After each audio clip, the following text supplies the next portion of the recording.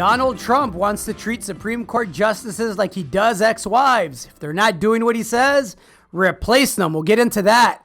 Gold had a great week, closing at 1742 an ounce after seemingly just trading sideways for weeks on end. We'll get into that.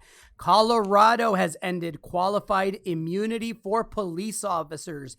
That is important. We'll get into that. A lot going on. I am Gerardo Del Real, along with my co-host, Fight the Fed, Nick Hodge. This is episode 75 of Bizarro World. I like your new Twitter handle, Nick. How are you? Technically challenged. You could have easily said the technically challenged Nick Hodge. I've been having technological issues with this podcast for the past 10 minutes, but I'm good. I'm happy to be here. I was demilitarized and defund police, and now we're getting some momentum on that. So I feel like why not tackle the more systemic cause of it and move on to fighting the Fed. I'm doing good. How are you? I am well also. Thank you for asking. Happy Father's Day. Everybody will listen to this on Monday. It's Juneteenth. Happy Juneteenth to everybody. Happy Father's Day to you, Nick, and happy Father's Day to everyone out there. We hope you had a great weekend. Family as well, Nick? Family is good. Mom and dad are on the way out this weekend for the first time in almost a year. It'll be good to see them. How about you? Everybody's well. Everybody's healthy. Let's get right into it. Gold had a pretty solid week. Closed at 1742. Silver closed at 1761. I'm still not convinced that the silver rally is sustainable, and I won't be, frankly, until it breaches that 2050 level. But, gold is kind of, as I said in the intro, it's traded sideways, just kind of sat there within like a $10 range for the most part. And we finally got a bit of a breakout today. It was up nearly $20. Let's talk about gold. How are you feeling about it, Nick? I'm feeling nearly identically to the way I felt last week about it. Wrote as much in the weekly letter. I think that exactly what we've been saying. It's holding its ground. It's doing what it's supposed to. It's not reflecting the volatility that the equities are reflecting. And, it is building a base it has been building a base for the next leg higher. Now we'll see. There's still some technical levels we got to punch through. I would like to see a commitment above 1790 to 1800, but with not thinking about rates and Jerome Powell back in the media multiple days this week and testifying to the Congress and Senate. Gold is doing what it's supposed to do, and I'm very confident in it, as are lots of people, because deals are flowing, ETF flows are up. I could have gotten any private placement I wanted to 12 months ago, and now they're filling up very quickly. We don't have room for everybody, this and that. And so I think it's starting to attract bandwagon jumpers, right? And, I think you said the other week that the first inning is over. It's not the beginning of the ball game anymore. And I don't think we're in late innings by any stretch of the imagination. That's what I'm saying. What I'm saying is people are starting to realize that it's real, I think. Agreed. I had a subscriber write in, Billy, and I love Billy because Billy keeps me honest, and he wrote in, and again, I love this guy. He's been a subscriber since 2016.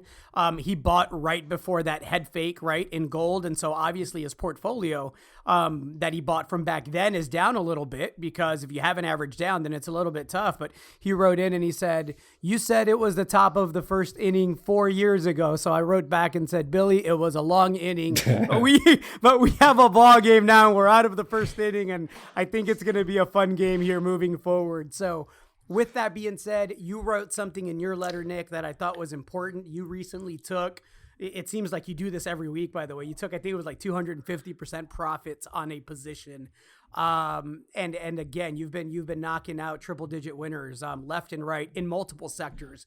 But I say all that to say that you wrote in that sell call that you were rotating, from winners to laggards, and that you were finally starting to open up, it seemed like, to the riskier juniors that maybe are exploration companies and haven't quite moved yet as the bells of the ball right now. The producers and developers seem to be getting the bulk of the capital, right? Do you see this as a time to start rotating into the higher risk exploration stocks? Well, partly, at least, for sure. I mean, you just said it.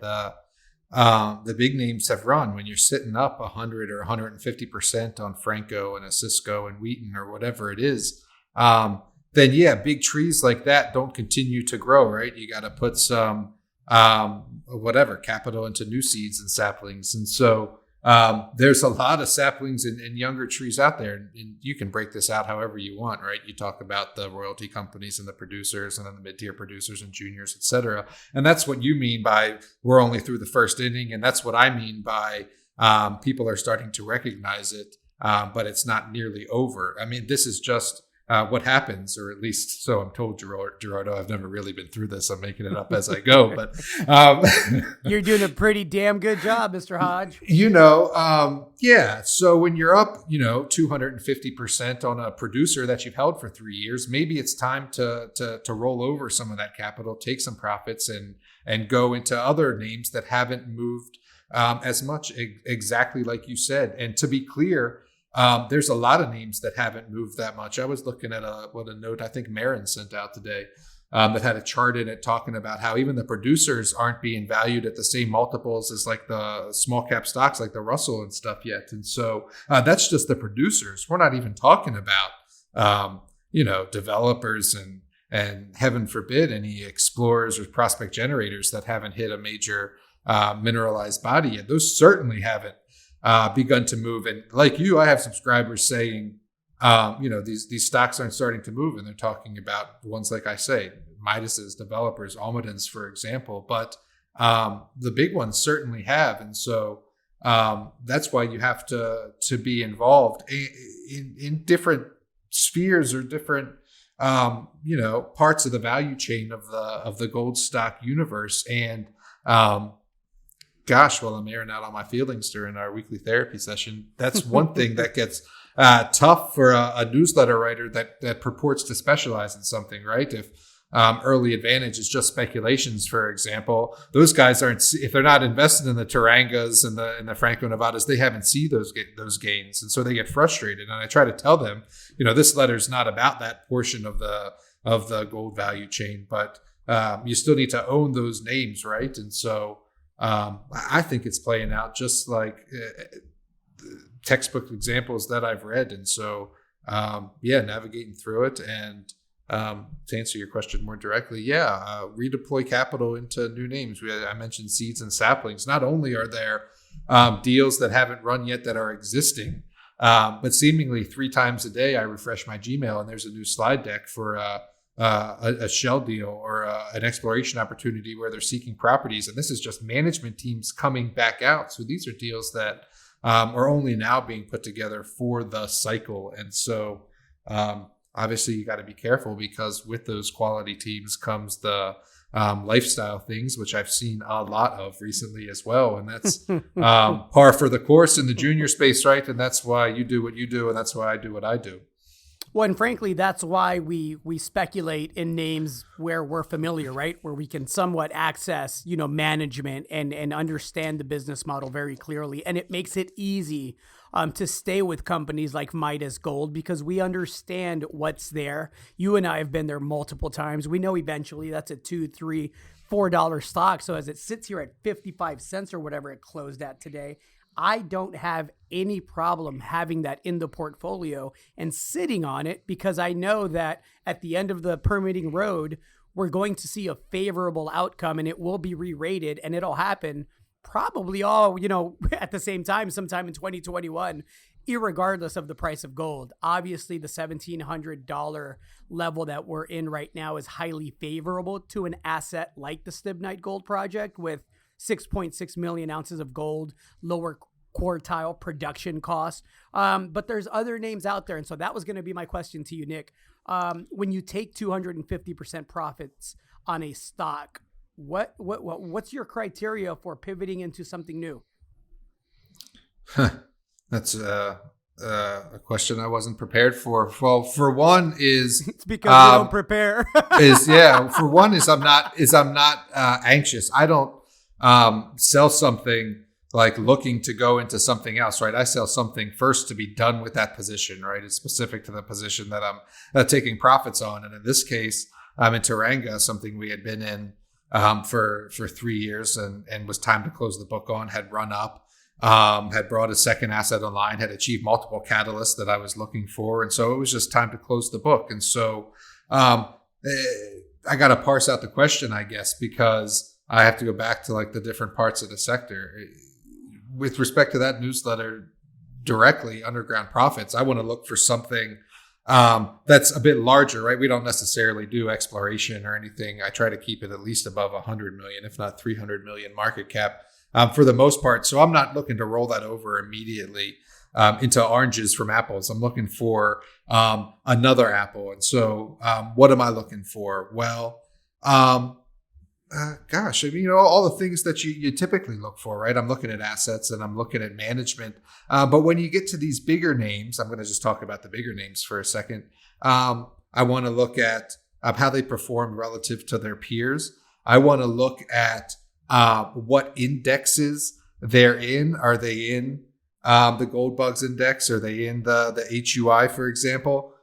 Because that sort of helps you figure out like where capital is going to come, right? Because, a lot of the capital primarily now, and we know this, comes into funds, right? People want to play the gold sector through GDX and through GDXJ. And so I'm looking for something that is going to benefit from fund buying. I'm also looking at jurisdiction, right? I don't need to go into a mid-tier or a major that's operating in risky jurisdictions. And I like West Africa. I view that a little bit differently than some other places in the world. But I like, in North America and Canada and Mexico and other places in South America. And so it's a long-winded answer because I didn't have bullet points written down because I didn't know you were going to ask me. But the last thing I would say, I think, is patience, right? Like I said to start the answer, I'm not looking to go into something right away, and you don't have to. So patience is one thing as well, especially with the market as volatile as it's been lately. And with gold up, whatever it was up today, and the equities following it with it, I likely won't, make another gold recommendation until we see some sort of pullback, right? Or until gold equities have a bad day, because that way you buy on red, right? A big disproportionate influencer is going to be monetary policy. Is there any disagreement here about what the monetary policy looks like for at least the next 2 years? I mean, Sugar Daddy Jerome was pretty damn clear, right? We're not even thinking about raising rates. Is there any question that any weakness in the market or an extension of the first wave or the commencement of a second wave, depending on how you view COVID-19 and the spikes that we're seeing, not just in cases, because we expected that with increased testing, but hospitalizations and infection rates. And that's an important distinction to make. But do we have is there any question about what the Fed is going to be doing for the next couple of years? Well, to the tightening side, no. To the loosening side, the question for me would be, do they go negative? I mean, I think it's, if anything, you get a loosening, a change, right? No, there's not going to be any tightening at all. Don't forget, it's an election year, and Jay Powell is a Trump appointee, and with Trump falling behind in the polls, he's going to have to really rely on the stock market and I mean, he's going to try to make the stock market the economy, but that's not really how it works, as we know. But he's going to really have to try to juice the stock market and make it seem so. And so, yeah, no, they're not going to raise rates anytime soon. But could they go negative, or could they? And what are the other programs are going to be? Would be my other thing on that. Just this week it was individual corporate bonds. When are they going to buy individual equities? I would ask, would be a question. Interesting. Any names in the junior space that haven't taken off outside of like a Midas Gold, for example, that's got a huge anchor asset and, all one of the best management teams out there and great economics attached to its project? Anything out there that screams bargain to you right now, or an opportunity, whether it's, relatively early stage exploration or something more developed like a Midas? Well, last week we talked about Millrock, and so it's only been 7 days. It's not like I've forgotten about that company. I have to mention them again when you ask me. They're currently drilling in Alaska, adjacent to the Pogo mine there at what's now called the 64 North project. And so I've got to think we're going to be getting results from Fool Holes in the coming weeks, and I'm very interested to see what those that Aurora target turns up there, given everything we know about the surrounding geology and the maglows and all the early exploration work that's been done. That is definitely one I would take a look at. One that popped back in the letter yesterday that I hadn't written about for a while is Azucar Minerals. And the reason that popped into mind was because of copper, which you and I have been talking about, and we've said in the past weeks has started to perk up a bit. And you know what the name of the Azucar project is, El Cobre, right? And so I felt it worthwhile to mention that, especially given to the levels that it's drifted down to relative to where Newcrest felt comfortable purchasing 20% of the company. And so, those are two good names. I won't sit here and rattle off a bunch, but for sure, two right there. I like it. I'll offer one, and we've talked about it in the past. Hannan Metals just had a financing come free trading, one that I believe both you and I participated in. And so, it's pulled back from the 41 cent level where I took profits in the trader newsletter that I write, back down to 30 cents last time I checked. And so, the weakness was anticipated. The financing, I think, was done at 15 cents. And, people are flipping the shares and keeping the warrant. But that's a company that I believe goes higher sooner rather than later. And I think the recent pullback is an excellent opportunity to either add Hannan to your portfolio or average down a little bit if you're in at higher prices. Let's talk. We got to talk Supreme Courts, right? The Supreme Court, because some of the justices actually came out and the Trumpster was not happy about it, right? He had a couple go against him this week. He didn't like the decision on DACA, right? The Dreamers decision that will allow many hundreds of thousands of kids that were brought to this country at a very, very young age that were brought here illegally to remain in the country and closer to 1 million, I believe. Yeah. Yeah, absolutely. I think it's something along the lines of 700,000. And the court ruled that, let me backtrack. Let me provide some context. Supreme Court Justice Roberts, who's viewed as a very, very right-leaning justice, penned the decision that was kind of like the deciding vote. And basically what he said was the Trump administration rushed into this decision to overrule the Obama administration order. And so you're going to have to be more diligent and clean it up and actually present an argument. And obviously Trump had a fit about that. Any comments there? There was also a decision this week, I believe. You mean you can't just do it with a tweet? Well, and that you got to my point. That was my next follow-up point, right? My next point was his tweet. The follow-up tweet from him was, we need to replace these guys. These are the same people he brought in, mind you, right? In a lot of instances. And he's already, again. So he's offing Supreme Court justices now? He's offing Supreme Court justices. He also tweeted threatening protesters. And again, that is a bit more serious to me because he didn't just say agitators and looters and rioters will be arrested and I'm the law and order president, the usual shit that he says. He actually made it a point to say protesters. So this is where we are in America in 2020. The president of the United States is saying, regardless of how you feel about the country, your First Amendment right to protest will be met with force. I don't know about you, but that's some scary shit, right?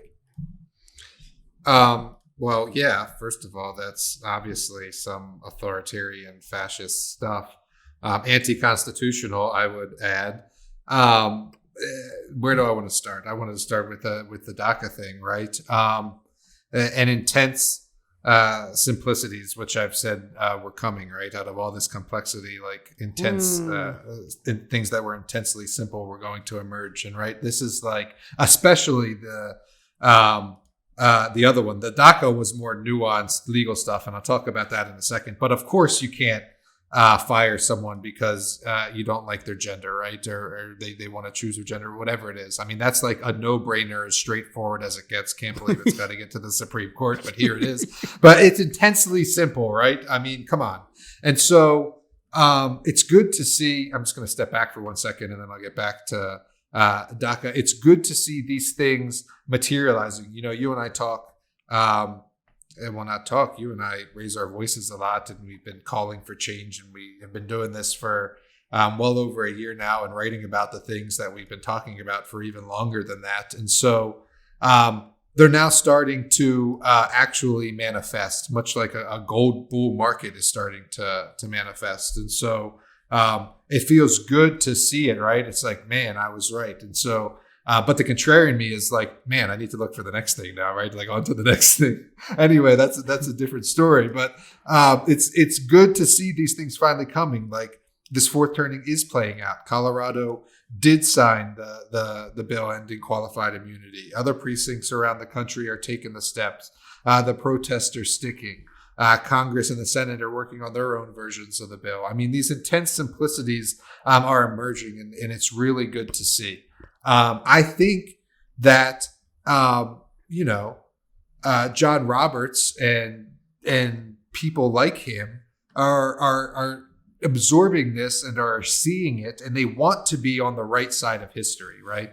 And so it's wonderful to see it playing out in real time, even as far as like Trump losing it, right? Not that I've ever been, I try to stay right in the middle. I'm not anti-Trump. I'm not never Trump, and I'm not MAGA. Like I don't want to be any of those things. Yeah, we like facts, right? We're big on facts and truth. But it's so interesting watching everybody else wake up to the facts and like the poll numbers shift and this and that and what's ever happening. It's like, y'all are starting to get it. That's good.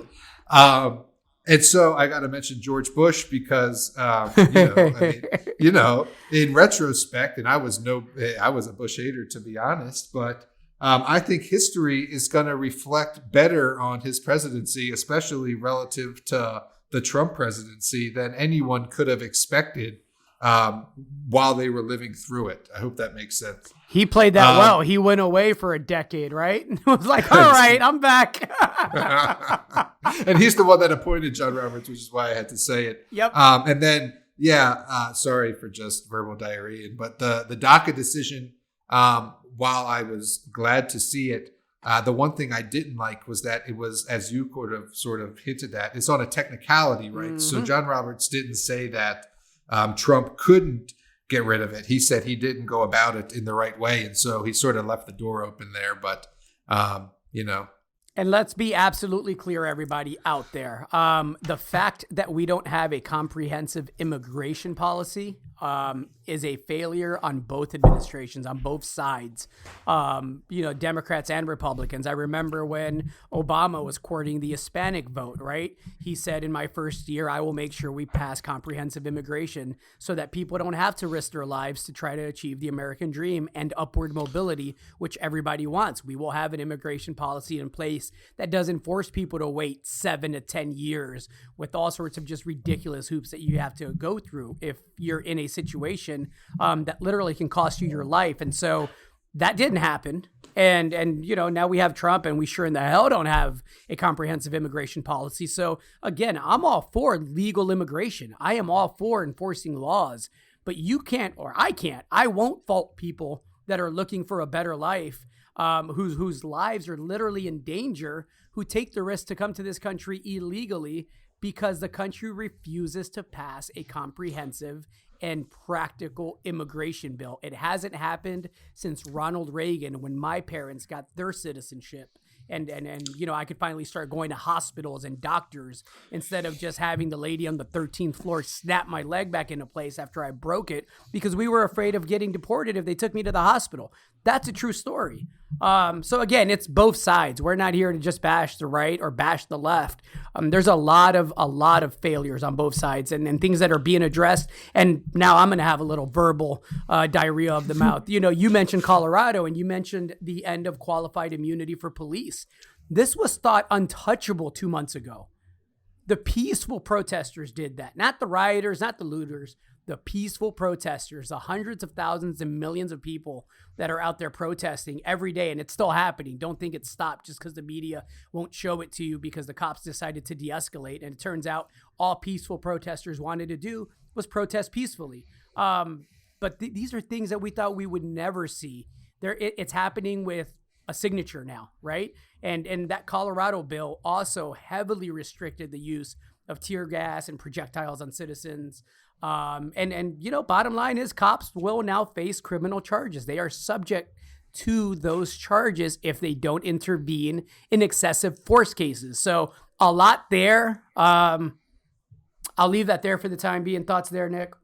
Oh, plenty. So, yeah, I'm going to get philosophical. It's almost as though, like the DACA thing is a symptom of something bigger in that we can't get immigration reform done. And it's almost as though the police brutality thing is a symptom of something bigger, like fatal structural flaws in the criminal justice and legal system and otherwise. And so this is what I mean by sort of institutions being rebuilt and,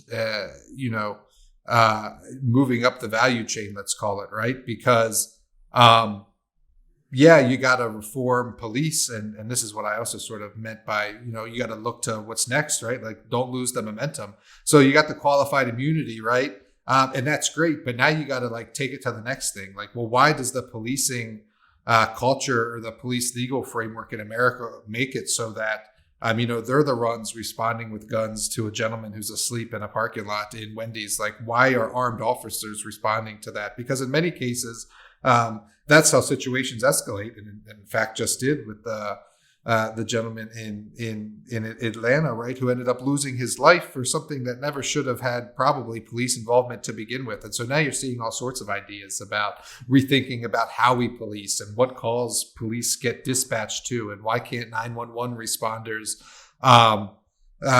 dispatch someone in the social work field or the psychological field. And then, I'm just going to keep going because people say, oh, well, you can't do that. How are we going to pay for that? What the fuck you mean? How are we going to pay for that? I just saw $6 trillion created out of thin air. We got the means to pay for what we want to pay for if we want to pay for it, right? And so I think lots of priorities now are going to be realigned, that this was just sort of the first wave, right? And again, that's what a fourth turning is. And similar with immigration, right? You have to have, as you said, I'm not going to recite that, but comprehensive immigration reform to get to the issue that really, is in the headlines this week, DACA. It's much bigger than that, right? And so that's the end of my optimism. Now I'm going to get pessimistic because you got to look at the other side of the ticket, right? What is Joe Biden going to do all this? I mean, like he didn't do it in the 80s or the 90s or the 2000s or the 2010s. Like, what the fuck he's going to do it now? And so anyway, that's where I start to sort of lose a little bit of the momentum, if you will. But I've said it a bunch of times. Post 2024, I got a lot of hope. I just I don't know. I'm disappointed at people putting so much faith into Biden right now because, fool me once. Because the track record doesn't support that faith, right? And no doubt. And I think again, it's kind of like the comparison of George Bush Jr. with Donald Trump, right? It's one looks way different when you look at the other one. And it's sad that in 2020 in America, at a time where the youth is out there doing what they're doing and forcing change, that the options we have are two mid-70s white men that each have sexual harassment and rape allegations against them. Different context for each candidate, right? But these are the choices that we have. Let's talk leadership. Donald Trump is holding a rally in Tulsa, Oklahoma, where cases are up over 100% last week, and the rally's happening anyway. Again, just like here in Texas, you have the freedom to go. You should. You should have the opportunity to attend if that's what you want to do. I just don't know that from a leadership perspective, anyone at the top should be doing, stadium crowds full of people at a time where we clearly have cases spiking across the country, and Tulsa happens to be one of the hot spots. Again, not a judgment on whether you can or should be able to go, just a judgment on the leadership that enables the base and encourages the base to take that risk when that risk isn't taken proportionately by the administration, right? It's kind of like when he's tweeting from the bunker and the only people getting their ass beaten, getting shot up and getting, hurt are a couple of officers and a bunch of protesters and the media. It's cowardly to me. I think Oklahoma has come up before on this podcast long before this campaign rally, and I think I sang a song about coronavirus sweeping across the plains. Just wanted to remind you all of that. Of course, he's politicizing this, right? Just like the masks have been politicized, where, and I don't even understand this. Stupidest fucking thing. Good gracious. Science! And so, yeah, no, I mean, it's like AMC saying this week that they didn't want to get political, so they weren't going to require people to wear masks, and then immediately reversing course and saying if you come to the movie theater, you're going to have to wear a mask. Just like the airlines are enforcing everyone having to wear a mask and revoking your flying privileges if you're not. I mean, the politicization is stupid, and they're taking it even further. You know, it's sort of like, you know, coming out and rallying is American, right? I mean, you know, we published the Hard Asset Digest, right? And the interviewer there this week was Dr. Mark Skousen, and he's the guy that puts together Freedom Fest, right? Where, you know, senators like Rand Paul and Mr. Lee from Utah go and speak, and they're having the rally in person in Las Vegas. You know, I don't really have an opinion either way. I mean, they're exercising their freedom, as Dr. Skousen said, but clearly they're coming at it from well, just look at the senators and Dr. Mark Skousen's background from a conservative bent, and so I don't really understand it in that respect, right? Let's talk law and order, right? Donald Trump likes to randomly tweet that, like, whenever he's bored. Just law and order in all caps. And let's go back to Mr. Rayshard Brooks, who was killed by the Atlanta police officer. That officer has now been charged with murder. It's speculated, and it's been reported, though I can't say it's true because I haven't read the reports, that his partner is one of the people that is a cooperating witness against him. He's got charges of excessive force in the past. And again, the response by Atlanta officers was half the department decided to walk out one night. And so again, you're either for law and order and you can disagree privately with him being charged for murder. You can agree privately with him being charged for murder, but as an officer, you took an oath and you have a job to do. And if you are unwilling to do the job, get the fuck on. We don't want you in our streets with guns if you are not willing to honor the oath that you took, the oath that the taxpayers That's it. pay you for. We're in charge. The fuck on. We are in charge.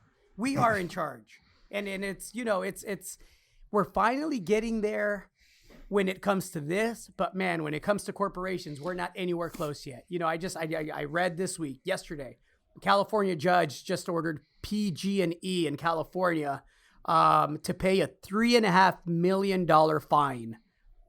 That was justice for the 84 people that were killed in the fire that PG&E admits happened because of human error and their equipment. The fact that nobody is going to prison, the fact that the fine was $3.5 million, that's it for 84 people. That gets you off for 84 counts of involuntary manslaughter and 1 count of illegally causing the fire that killed everyone. I don't know, you know, can anyone else in this country have 84 counts of involuntary manslaughter and pay $3.5 million and get off without any jail time? You know, qualified immunity is one example with police departments and officers of what needs to happen with corporations. We can't continue to live within a system that allows you to just incorporate and do whatever the fuck you want under the guise and protection that being incorporated allows you. That has to change. That has to change. Mills wrote a great book back in, I think it was 54, and the CIA immediately, you know, deemed it a threat to national security, about how corporations and the military and police, you know, would be an overly disproportionate influence on government. And man, I tell you, that's played out beautifully. Oh, well, no doubt. And, you know, I was writing about it in Early Advantage this week, how the problem, and I said it earlier in this podcast, just think about the reason George Floyd lost his life. It was like a counterfeit $20 bill. And I posed the question, how is that different than the Fed just conjuring up dollars out of thin air, right? It's just that one has been normalized and rationalized behind suits and ties and MBAs, and the other one has been, as you say, through the tools of law enforcement and government, been demonized, and they use that as a lever to say, don't be that, be this. Don't be George Floyd, be PG&E, right?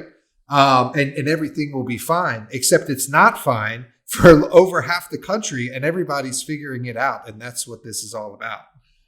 Agreed. Let's talk about Breonna Taylor, the 26-year-old EMT in Louisville, Kentucky, that was killed when an officer who has a long history of being investigated because several women have come forward claiming that he sexually assaulted them. His name is Brett Hankison.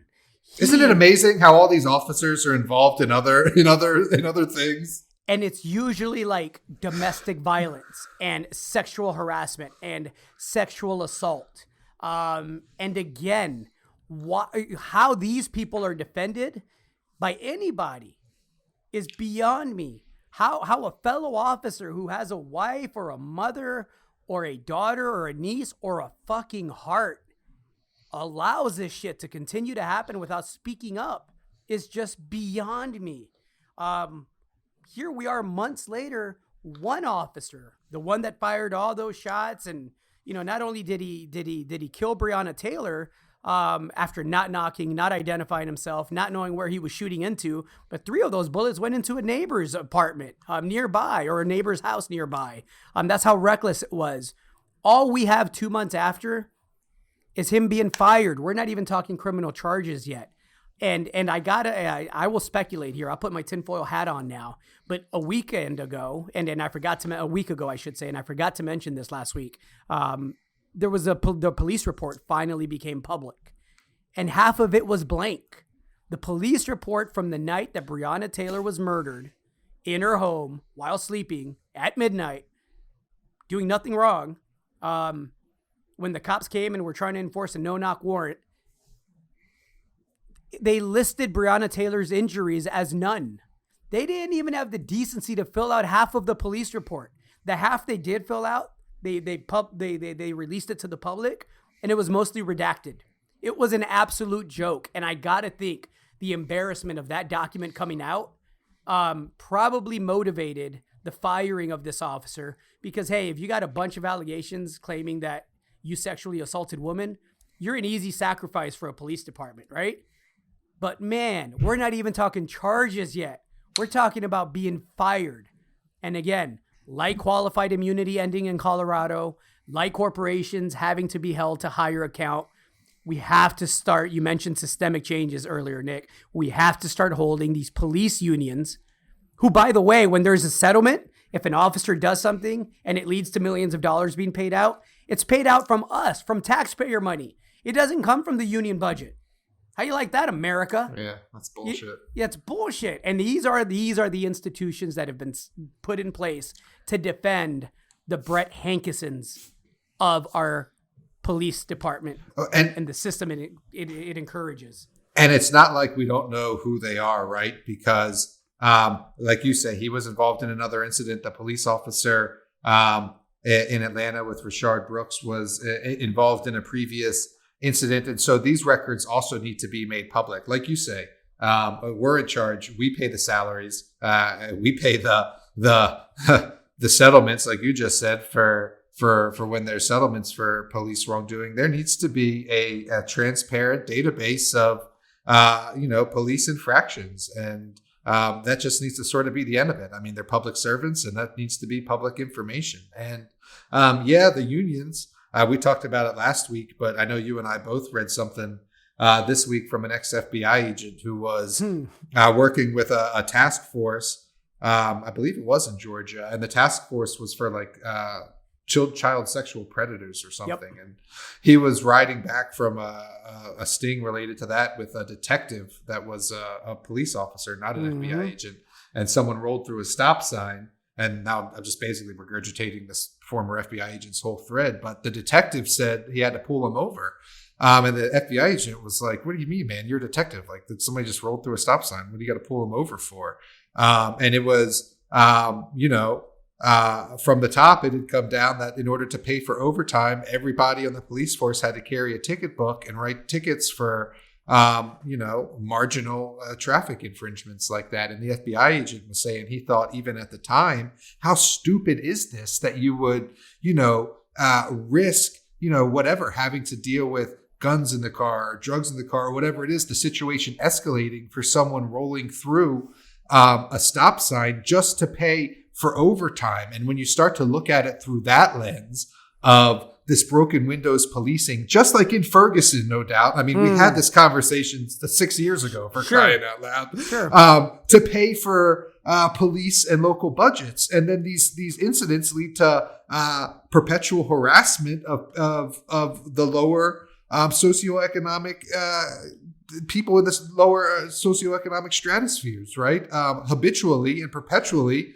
until, they get killed with a knee in their neck in multiple cases. You don't even have to name one name. That's happened multiple times, right? Yeah.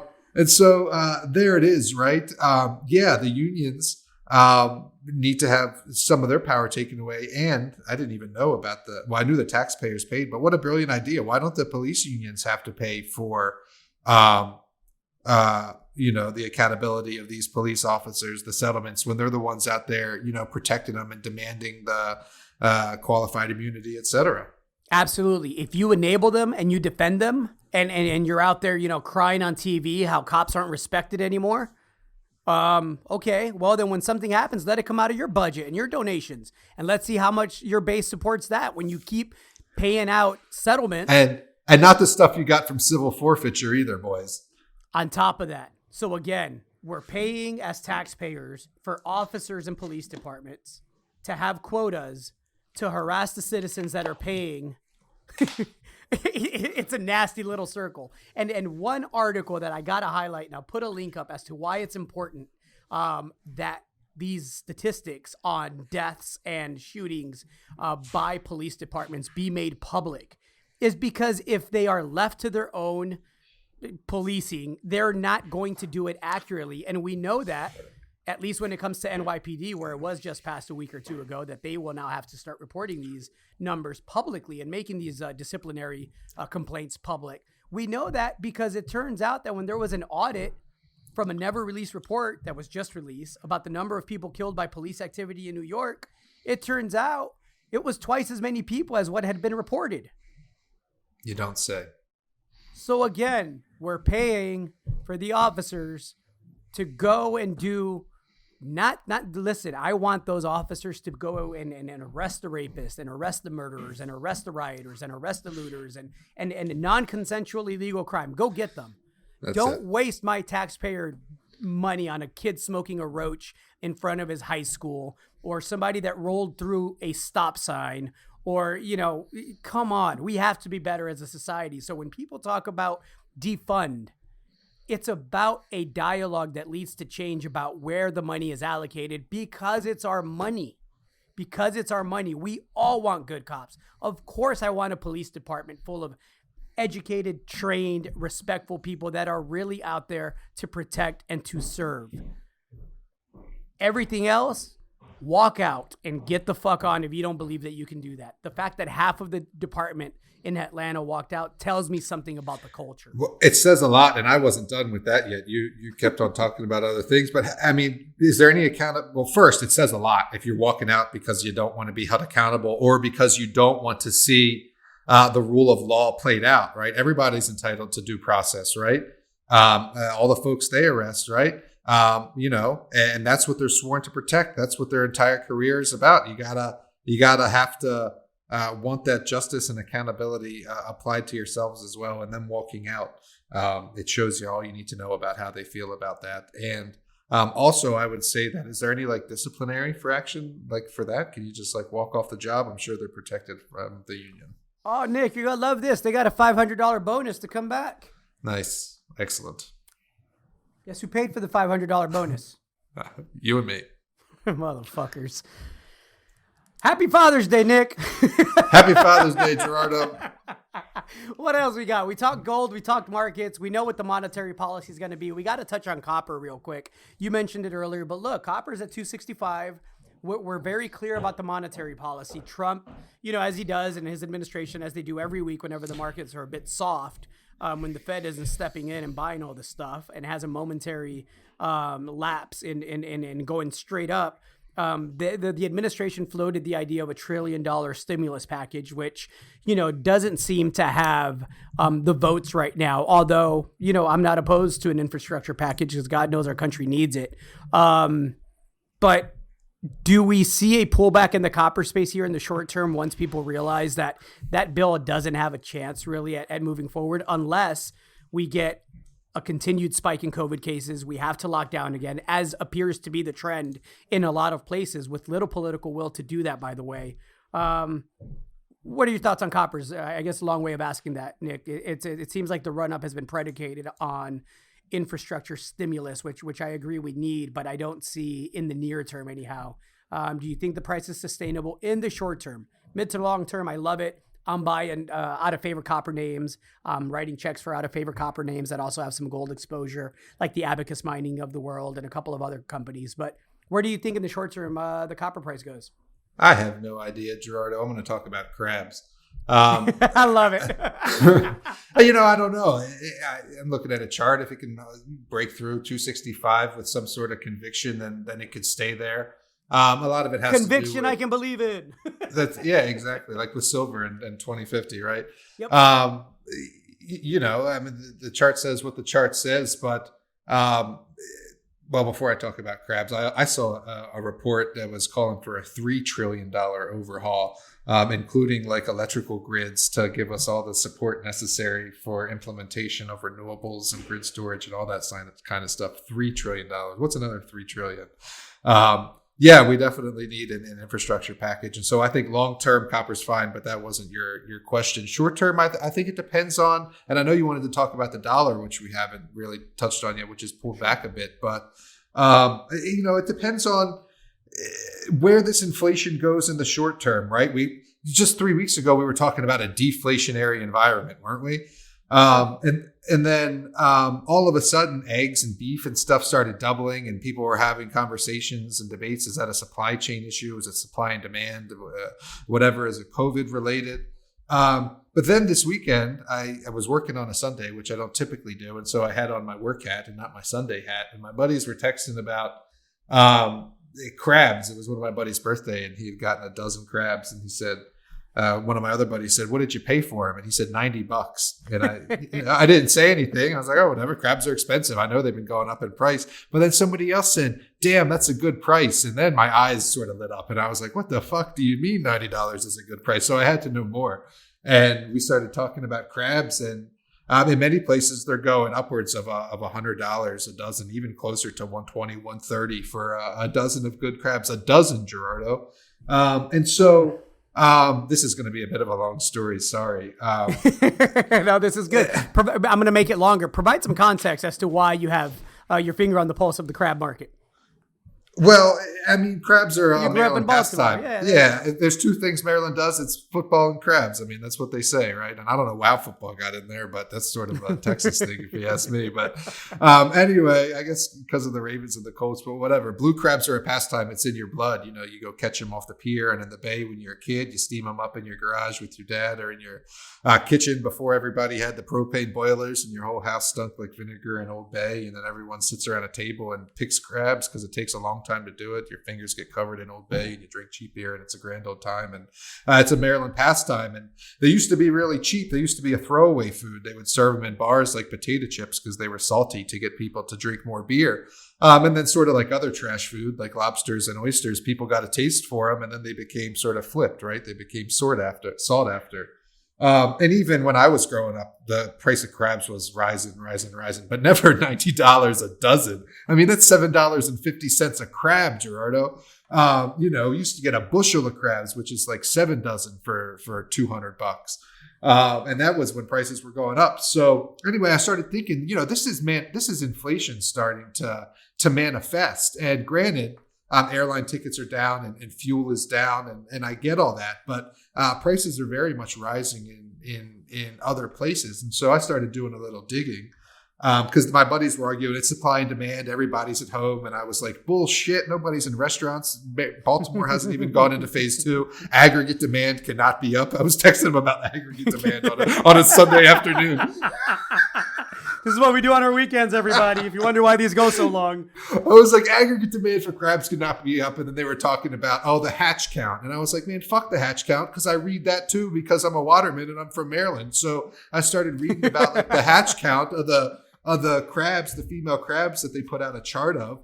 And I was looking at like 2014-13 was like the 2 lowest hatch counts in the past decade for crabs. And crabs were $30 a dozen in 2013 when it was the worst hatch count. You're telling me they're 3 times higher 7 years later, and the hatch count is like twice as good now for the number of crabs? They didn't want to hear it. And largely nobody does, because it's tough to understand. And then you start talking about demand pool inflation and supply side inflation and all this sort of stuff that gets very convoluted and complex. But my overall point was, and then here's the best thing, actually, before I get to my point. My other buddy chimes in, who owns a liquor store. I know. Well, I don't know him, but we've talked about him on the podcast several times. Yeah, he's one of my best friends, and he says, he knew where my buddy got the crabs for $90. And he was like, I know those guys, small county business owners know each other. I could have got them for you for 30.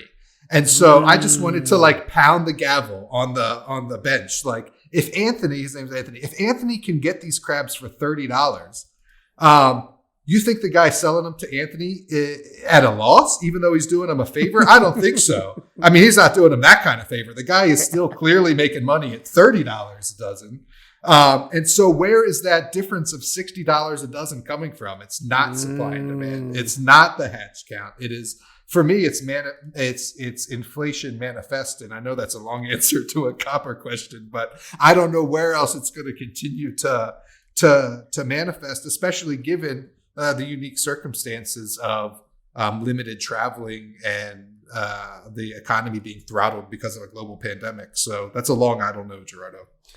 Alcohol and crabs, real inflation for real people that you can believe in. Do you know what the analog to your crab story is in Mexico and people like my parents that moved to this country and myself that, I was born here, but then I went back for a couple of years and moved back when I was 5. And anyhow, do you know what the crab analog is of what used to be trash food and is now a delicacy? I'm dumb, Gerardo. I don't even know what an analog is. I'm joking. It's cow tongue. It's cow tongue. Lengua. You got it. Tacos de lengua, right? Delicious. But I remember being a kid and going to the supermarket. They used to throw this stuff out, and my parents were like, no, that's delicious. Like, we'll take it. Right. And so it was almost like a here, you can have it. Now you want a cow tongue, you go to any, Whole Foods or what have you. It's a delicacy. And it's like $30 for $40 for a proper cow tongue to make tacos de lengua. So, again, real inflation, on real things that real people consume, right? You got to make sure you pull that top membrane off so the meat gets tender, right? See that? That's culture, Nick Hodge, everybody. Fighting the Fed one tweet at a time and bringing you culture. Who else does that for you? Nick, that's all I got. Is there anything else that you want to chat about before I let you go and let you get started with your Father's Day weekend? I want to wish you a very happy Father's Day. Say hello to the family, of course, as always. But is there anything else you need to get off your chest? No, I'm good. That was a really good talk. I think we're making progress in our portfolios and in our politics, and it's good to see. Happy Father's Day to you as well, and hope everyone that's listening. And people do listen, Gerardo. I talked to 2 people on the phone in the past 24 hours who listened to the podcast. So that was good to hear. And anyway, I hope all the fathers had a good Father's Day. See ya. Agreed. Happy Father's Day to all of you out there. Happy Juneteenth to everybody, to the country. There's a lot of work left to do. Last but definitely not least, I don't care what party you affiliate with. If you're out in Tulsa, Oklahoma, please be safe and please be careful so we can all be healthy enough to have civil disagreements and discourse about the country and how to best move it forward. I am Gerardo Del Real along with Mr. Nick Hodge. This has been episode 75 of Bizarro World. Be safe, everybody.